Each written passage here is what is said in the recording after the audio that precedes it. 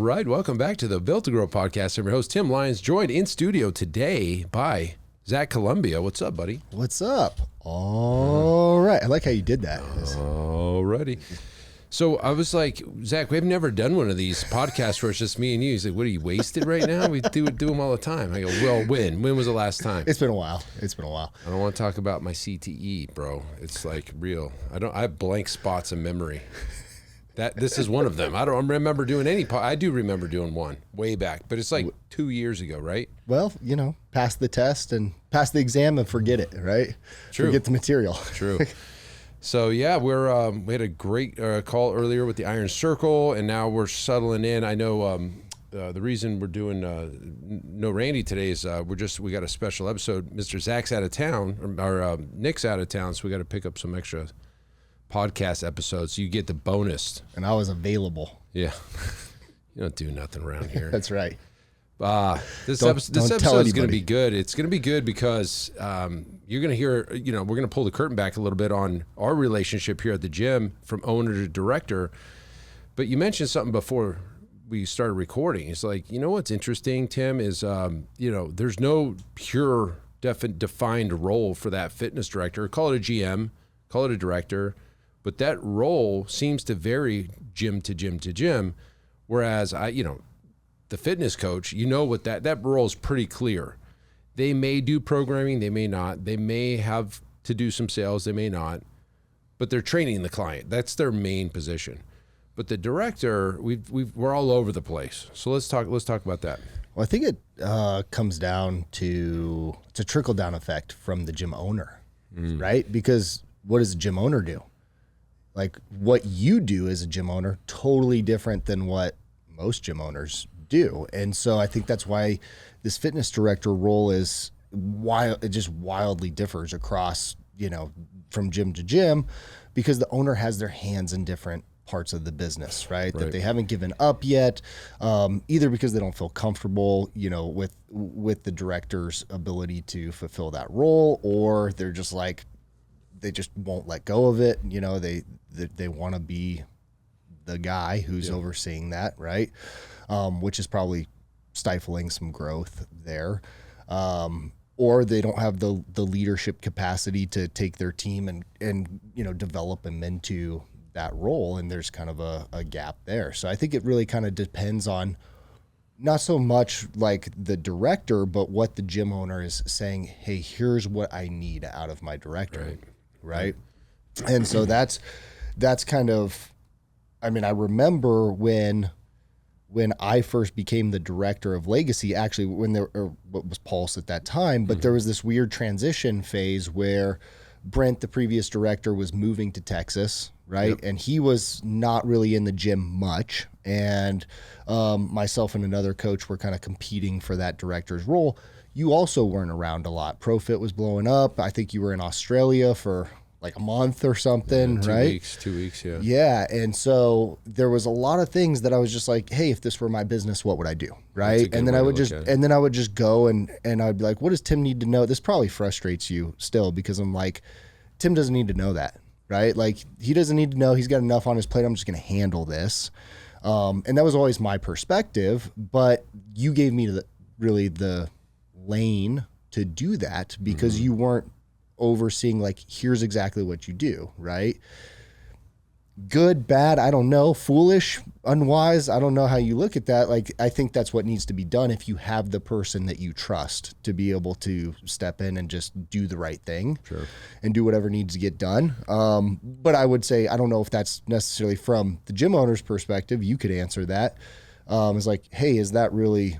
Well, let's go back a step. There was that position existed before you had it. So you watched what Brent was doing. You saw the day-to-day. You were watching, you weren't on the computer and seeing the tools that he was using a lot of time.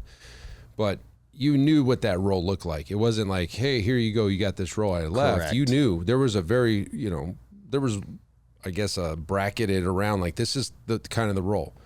Now, I was in here quite a bit, even when Brent was in here, because I was working in this office every single day and kind of making sure stuff was going. But it was really just, if anything that needed to get done in the business, you move it forward. And, for us, in going into these other directors, like for here, it's pretty simple. I'm removed everything that needs to get handled that the owner would normally handle, you handle. And that's pretty easy because if it hits your desk, it's going to be yours, right? Yeah. If it's not a coach, it's yours. And so that means, bill pays sometimes, scheduling maintenance. I walked in just now. You're coaching the coaches. We got a new coach, Natalie, and she's getting coached up. You're, testing her, quizzing her, walking her through stuff. That's staff development. Sales is a huge one. You're answering the phone. You're meeting. You're doing consultations. So there's all these things that you're doing. But managing would be globally kind of everything, right? Managing the gym. And so I think it's easy for you to know what to do because it's everything. For another gym owner, it kind of half in, half out, where they're still kind of doing the sales. The director's kind of in, I don't know if it's in limbo. I don't know. You deal with all the directors. Yeah. I don't know how they feel, if that's cool or not cool with them. If I'm a director, I'll put it to you this way. If I don't know what my role is, I'm frustrated. Like, man, should I do that? Now it's up to me to make a decision or ask, but some of them probably feel either throttled, like I can't do half of the things I want to do because they don't have full autonomy of just the role of driving the business forward, or maybe they're perfectly happy. I don't know. I mean, you tell me. Yeah, well, and I think that's, you have full insight into everything that's going on that impacts the business from a financial standpoint, right? Like you see everything. You have automation. When somebody books an appointment, you see it. When somebody no shows for an appointment, you see it. When somebody converts to a membership or doesn't convert, you see it, right? You're looking at all the reports, but you're looking at it from like the 30,000 foot view. Hey, how is my business doing? Is it improving? The delta. You're always like, hey, focus on the delta. Is the business growing or is the business not growing? Right. There you go. And then you don't need to be concerned about all the other stuff because it's too much, right? Like you said, you want kind of the autonomy and the growth, right? So I try to kind of manage the team the exact same way. Right. And so perfect example of this is like, hey, we're onboarding a new coach. You mentioned Natalie, right? And I take her through the onboarding process and I was like, you know what? She's not taking command of these training sessions. I was out on the training floor. I'm training these people. I'm like, Natalie, you need to take control. Like, I'm just here for help, right? When you get stuck. And she wasn't doing that. And I was like, okay, I'm going to go in the office. Good luck. I just walked off the floor, right? And then just watched from the coach's office to see what happens. Yeah. And then all of a sudden she starts like taking over and stepping up because I taught her what she needs to know. She knows what the role looks like. And then I just like backed away and she wasn't going to do it with me hovering over her because I would just take over, right? Yeah. Like you come into the gym, it's your gym and you're like, hey, Zach, you need to go fix that right there, right? Or there's, a dust bunny over in the corner. Like you need to go fix that, right? And you'll just go do stuff yourself, but you're going to catch those things. I might not catch those things, but if you're not here, it's like, oh, I'm looking for those things. Like I'm channeling that inner Tim. And that might be the issue with owners hovering over the director. So you got to get, owners listening, you got to let some things go. You got to let your team be able to make decisions, because if you don't, if everything flows through you, you're never going to release yourself from the operation. We just had a great call with Daniel Meng, just sold his gym. Before he made this change, he didn't have a director in place. They were a coach still. And so he was able to sell his gym because he removed himself. He couldn't have sold his gym the way it was. Nobody wants to buy a job. Not somebody that's got big money wants to make, an investment happen. They're not buying jobs. The only person I think you could sell a job to would be a coach inside that wants to step up and still work in the business every day. Mm-hmm. That I can see happening. But for somebody from the outside, equity or whatever, that has cash, they're buying cash flow. This is a cash flowing business. I put X down, I get Y in return. I do that over 5 years. If I can grow it a little bit, my money made money, everything's great. It just happens to be through the vehicle of a gym. Now, the kicker is, owners, I know most of you aren't thinking this way. You're probably like, this is fun, I'm doing what I love, but you're putting yourself at a disadvantage because you're not going to be able to sell your business eventually. I'm not getting any younger. You aren't either. I'm not trying to be here all the time, like forever. 55 years old or 60 years old, what am I going to be running a gym? Probably not. I'd like to be drinking Mai Tais in the Bahamas somewhere. I'd probably do that now, but I don't want to yet. Not yet. Still got some juice. I still got some juice in me. So the kicker here is, gym owners, you got to, put a job description together, but then get the hell out of the way. Right? I was on stage at the Grow Summit and we were talking about the cash flow quadrant. And the key to the whole business, owner role, unlocking the business owner quadrant is the director. Because the director is the owner. And so owners having the directors in place, if you're doing everything for them, that you'll never get out of there. And it probably frustrates the director as well. I would think so, right? And on our director circle, we talk about that, and we have conversations of, we go through our gym operating system, right? We're talking about the different systems of the business, and I'll really hone in on one of those. I'm like, okay, guys, you got to make sure you have these key principles, right, of what you're doing. And a lot of the directors are like, oh, I want to implement that, and I brought it up before, but it gets shot down, right? Ooh, okay. And so that's a really interesting thing. And I'm like, okay, well, how did you approach it, right? And I tell the directors, a lot of what I do, beyond just teaching you guys like the systems and the role and all that, is how to communicate with the owner and speak their language. And that's really important, because if you just go about, hey, Tim, we gotta implement this new thing into the business. Okay, but why? What is that going to do? How are we going to execute on it? Don't just go in and say, hey, we need to do this thing. It's like, okay, here's what I think needs to happen here. Here's the game plan. Here's what it's going to do for us. Just be very bulleted in your approach. And then that's how you approach the conversation, right? And so part of the director circle is like, hey, let's elevate these directors to where they can have the conversations with the owners that are, business decisions, business conversations.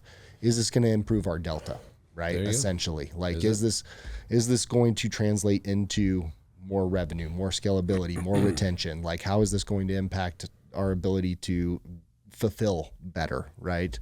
Or at scale. So it's all of those things. And yeah, the directors will get frustrated, but I think it's two tiers, right? It may be that the owner is in the role or has their hands in the role, and so the director doesn't feel like they can just take over, right? Because if the owner is kind of there overseeing things, as somebody that is like, you would expect the director to be cautious or hesitant about like just taking over. Hey, I'm not going to kick you out of the gym, Well, you guys kicked me out of the gym. Yeah, we did. Well, let's go to that. Let's go to that conversation. So I used to run the team meetings, even with you as the director. I'd be in there, or after a while you were running, but I was still in there because I wanted to be involved.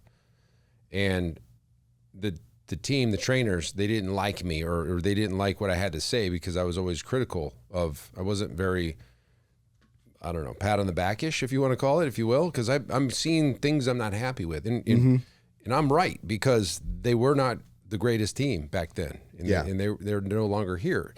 But the fact that they didn't want me there is because they didn't want to hear bad news. They didn't want to hear criticism. They thought everything was great. But then you pulled me aside. It's like, hey, man, I can't get these guys to open up if you're in here. Yeah. I'm like, well, I'll fucking leave them. I mean, it's fine with me. Just keep me posted. I don't need to be in here. I don't really want to. I wanted to kind of keep an eye on things. Yeah. But like, I was half out anyway. So like, let you guys do it. But you kicked me out. Well, and I think that's the key to the director's position is you are the bridge between the business and the fitness, right? And so it's your job to understand the business and high level what's trying to be accomplished there. It's your job to understand the fitness component, and then it's bringing that together, right? And translating it of here's what we're trying to accomplish as a business. Here's how it impacts you as the fitness coach, right? And I have a different delivery style than you do. You're very direct, right? And I'm very we have different disc assessments. You're D, I'm I, right? Your dominance, I'm influential. So it's like my approach was, hey, let me influence these guys to, step it up, to clean up these things, to fix these problems. And you're just like, hey, I'm just going to tell you right now, here's what needs to get done. Boom. Right. Do it or don't do it. Everybody's right? got a different style. And I would tell a director that if you're listening to this, directors, most of the owners are high Ds. It's just part of that role. In a high D, you got to be direct. So beating around the bush is very frustrating for a high D because, and by the way, this is a disc assessment thing. You can go to, I think TonyRobbins.com/disc. Yeah. There's a free one there, or paid, or you can get more reports. But anyways, it's really telling. It's a personality assessment. But your director or your owners are high Ds. Almost every single one that I talk to, that I see when we grade them, they're all basically the same. And with a high D, you guys just got to get to the point. That's why I get frustrated when my daughter's telling me a long story. Get to the point, Alexandra. Let's go. She knows. She goes, you and your high D, like she'll tell me. But the directors usually aren't high Ds. No. They're maybe a high I or a C. That's the other one, which is like everyth's like there's rules. It's either yes or no, black or white, right or wrong. Spreadsheets, analytical. This is the way type of thing. But point is, if you're trying to get something to me as a high D, same thing for any director listening to their owner, cut to the chase, go right to the point, show the numbers right there, and then have a conversation around it. But don't tell a long-winded story just to get to the same thing. Yeah. But that's, I know that about you. Mm-hmm. I know how to, and I even sometimes catch myself. I'm like, just give them the facts, right? Way better. But the coaches don't know how to communicate with you, and you don't necessarily need to know all of their disc profiles and all of that, but I do, because that's my team, and I need to know, okay, here's how I communicate with this person. Mm-hmm. Here's how I communicate with this person and this person. You have somebody that's a high S where steadiness is their main thing, and you come in and you say something to that person that for whatever reason, it doesn't even have to be a big deal. Hey, we lost 5 members. We need to clean that up. Now that person that's a high S, that's steadiness, is like, I'm going to lose my job. I need to go search for a new position, right? That's 5 members. That's a real thing though, because they're like, oh no, the gym's going out of business. I don't know what's happening here. And they start to worry because their whole thing is like, they just need to be steady Eddie, show up, not worry about anything, punch the clock, train the clients, do the thing, and then, punch out. Yeah. And so the way I communicate with the coach is like, hey, I know this about you. I know this about you. And I'm going to communicate with you guys that way. Good point.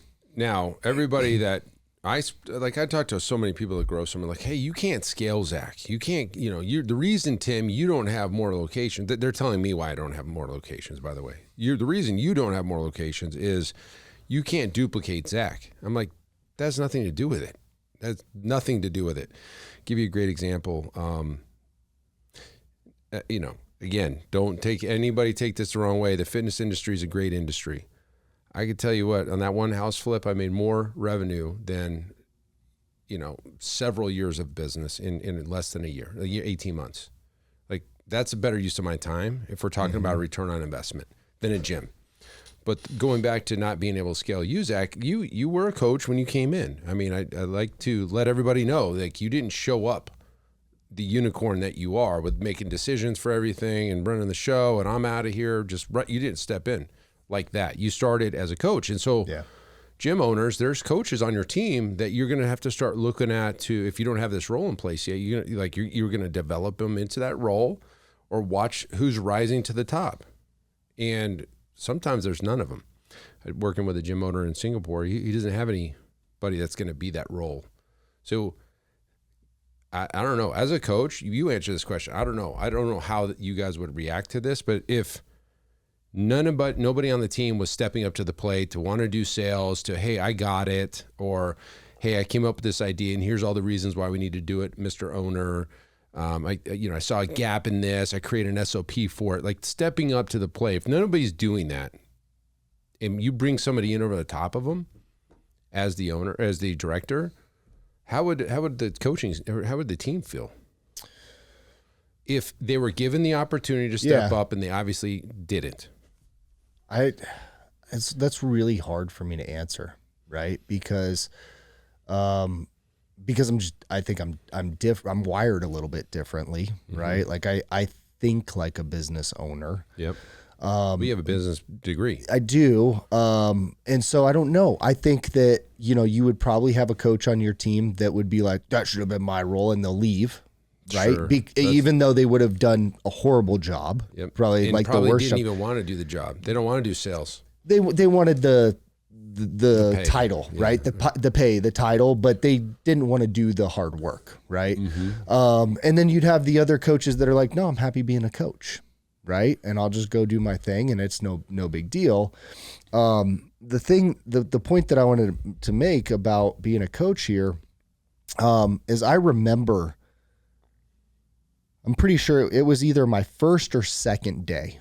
And I remember it was like 9 a.m. in the morning. I was onboarding. I was out there on the training floor with Brent, the previous director. Yeah. And I just remember this feeling hitting me, going like, oh, this is where I'm going to spend the rest of my career. Oh, wow. Like day 2. Very cool. Because I'd been in the fitness industry for a while, and I had seen everything that that happens in the fitness industry, the cluster that it is, right? And there was a distinct difference, and I think that it 1,000% comes down to how you structured the business, created the business, and the level of professionalism and organization that you put into it, and the culture, right? Of, hey, if you do the work here, you're going to succeed, right? That's in our handbook. Like if we succeed, you succeed, right?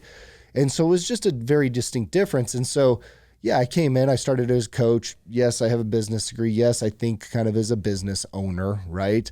But you created the environment, the rich environment for me to be able to grow into that director role. Yeah. And that comes to the ownership, right? It's not like, if you're not doing the thing as the owner, if you're not creating that as an owner, I think that's kind of that sums up the conversation we were having. Like, hey, maybe the director doesn't know what to do, or they don't feel comfortable doing it.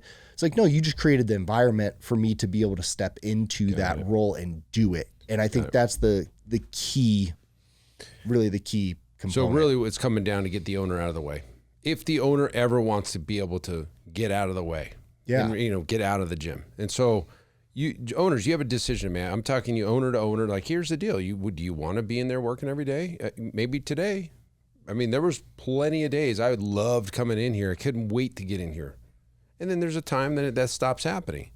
Daniel Meng, he said he had an epiphany. He was working on one of his projects. He's like, I never want to go back in that gym again. And so it's going to hit you one day. Or I mean, he's 15 years in. I'm 15 years in. I'm still cool because I've had it this way for, I don't know, how long you been here? How long has Brent been in? 7 years, 8 years? Something like that? I've been the director since 2017. 17. Yeah. I don't know. How many? Do the math. 7 years? Yeah. So he was before you for a year and a half or so. Yeah. So 8 years. So it's not really like that hard for me just to keep it the way it is. Everything's fine. You know what I mean? So I would just do that. But owners, again, back to you. It's what's the end game? You have to start with the end in mind. I didn't do that in the very beginning. I kind of thought I knew what I was doing, but I was like, I don't know what a gym's worth. I knew if I had recurring revenue, it'd be worth more versus trying to outsell it every month. I knew that. At least as stupid as I was, I knew that. That's such a great advantage that we all give away a lot of times. So what do you want, gym owners? If you're going to want to get out of this business, if you ever want to sell it, you have to remove yourself, because the owner of the business that is going to buy it from you, they don't want a job. They want a team in place, SOPs in place, systems in place, so they can put their money in and step back and maybe pull some levers. That's probably another thing that new owners want to do. They want to optimize. Oh, I get another 20% out of this, crank on this, crank on that. But that's it. What do you want? And so the director role, I think, is the key to freedoms.